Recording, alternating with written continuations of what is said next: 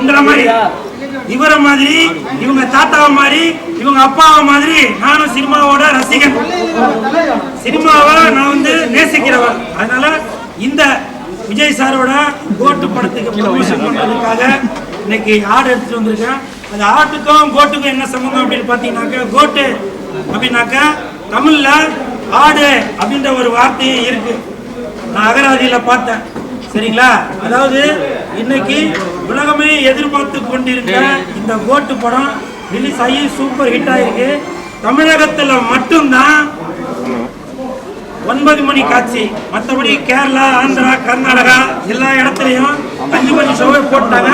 நான் 5 மணி ஷோ கேரளால பார்த்துட்டு உடனே ஃபிளைட்டு பிடிச்சி இப்ப மறுபடியும் 2வது தடவை பார்க்கறதுக்காக கமலா தியேட்டர்ல படம் பார்க்கறதுக்காக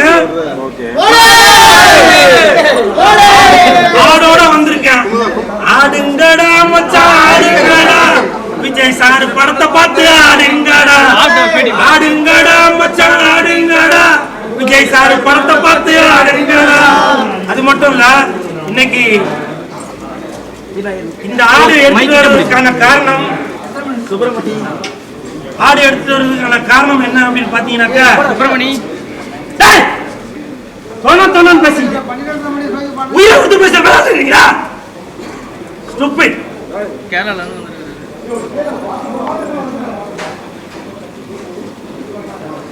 எனக்கு கோபம் வரதுக்கு என்ன காரணம்னாக்கா,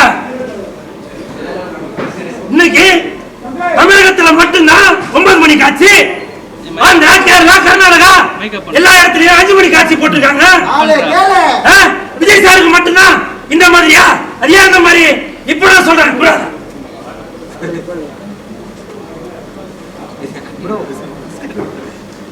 விஜய் சார் தளபதியின் கோட்டு 2026 போடுங்க.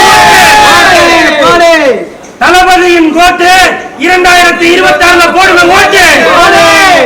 அது மட்டும் இல்ல, சில பேர் கேட்டாங்க இன்னைக்கு வந்து படம் ரிலீஸ் அப்ப கொடியை வந்து பயன்படுத்தக்கூடாது ரசிகர்கள் அப்படின்னு. இன்னைக்கு நான் வந்திருக்கிறது சிஎஸ்கே கட்சியின் தலைவராக, புல் சுரேஷ் கட்சியின் தலைவராக இந்த புல் சுரேஷ் வந்திருக்கேன். அதனாலதான் விஜய் சாரோட இந்த கொடியை காட்டுறேன். அது மட்டும் இல்ல, நான் வந்து இன்னைக்கு யானை எடுத்துட்டு வரலாம் அப்படின்ற ஒரு பிளான்ல தான் இருந்தேன். ஆனால் யானைக்கு 1 மாதத்துக்கு முன்னாடியே பர்மிஷன் வாங்கணும் அப்படின்னு சொன்னதுனால அதுக்கு வந்து எனக்கு பர்மிஷன் கிடைக்கல. அதனாலதான் இந்த ஆடை எடுத்துட்டு வந்திருக்கேன். விஜய் சாரோட கோட்டு அந்த படம்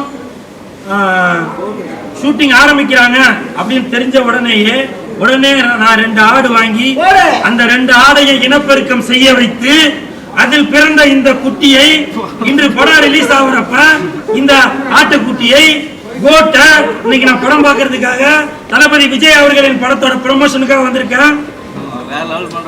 அது மட்டும் இல்ல, என் தானே தலைவன் எஸ்டிஆர் அவர்களின் மாநாடு அந்த படத்திற்கு என் தலைவன் எஸ்டிஆர் அவர்களுக்கு மறுபிறவி கொடுத்த இயக்குனர் வெங்கட் பிரபு அவர்களுடைய இயக்கத்தில் இன்னைக்கு ரிலீஸ் ஆயிருக்கிற இந்த கோட்டு, இந்த படம் மிகப்பெரிய வெற்றி அடைஞ்சிருச்சு. ஏன்னா நான் 5 மணி ஷோ அங்க கேரளால பார்த்துட்டேன். அதனால எல்லாருக்குமே விஜய் சாரோட ரசிகர்களுக்கு எல்லாருக்குமே இது வந்து ஒரு பயங்கரமான ட்ரீட். சரிங்களா? ஆடுங்கடா மச்சான் ஆடுங்கடா, விஜய் சார் படத்தை பார்த்து ஆடுங்கடா, ஆடுங்கடா மச்சான் ஆடுங்கடா, விஜய் சார் படத்தை பார்த்து ஆடுங்கடா.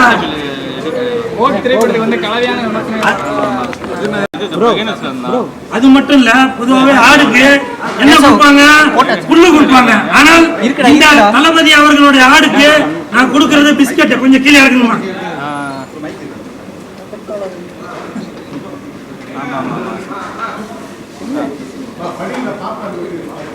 என்ன கேள்வி கேட்டீங்க சார்? ஒரு வீடு கட்டணும்னா கலவை போடணும் இல்லையா? சாப்பிடணும்னாக்க குழம்பு, சோறு, பொரியல் எல்லாத்தையும் போட்டு ஒரு கலவை போடணும் இல்லையா? ஒரு குழந்தை பிறக்கணும்னா அதுக்கு ஒரு கலவை போடணும்.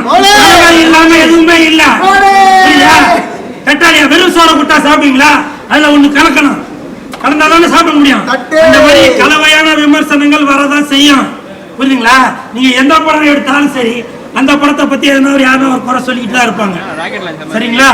மறந்துடாதீங்க. எங்கடா குரா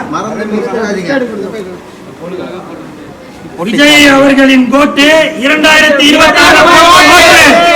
இன்று முதல் விஜய் சாருக்கு நான் பிரச்சாரம் பண்ண ஆரம்பிச்சிட்டேன்.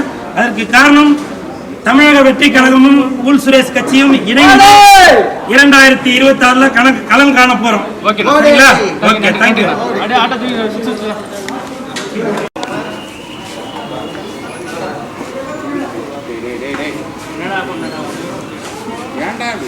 அதுக்குன்னா தண்ணி ஆட்டுக்குன்னா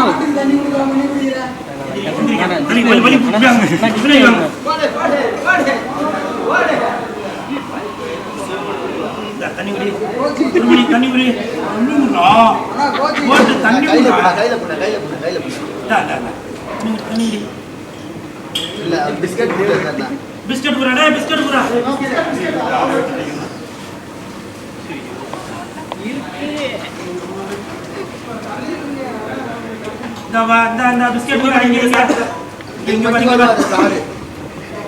தாறு தக்காளி சோறு எனக்கு கொஞ்சம், ஆட்டுக்கு கொஞ்சம், எனக்கு கொஞ்சம், ஆட்டுக்கு கொஞ்சம். தங்கச்சி நினைப்பாங்க என்னடா ஏதோ பண்ணிட்டு இருக்க அப்படின்னு. தங்கச்சி பேரு லதாவா? லதானா ரஜினி சார். வாடா செல்லாம், வாடா என் கோட்டு, வாடா கோட்டு. யாருக்கு பிஸ்கட் வேணுமா?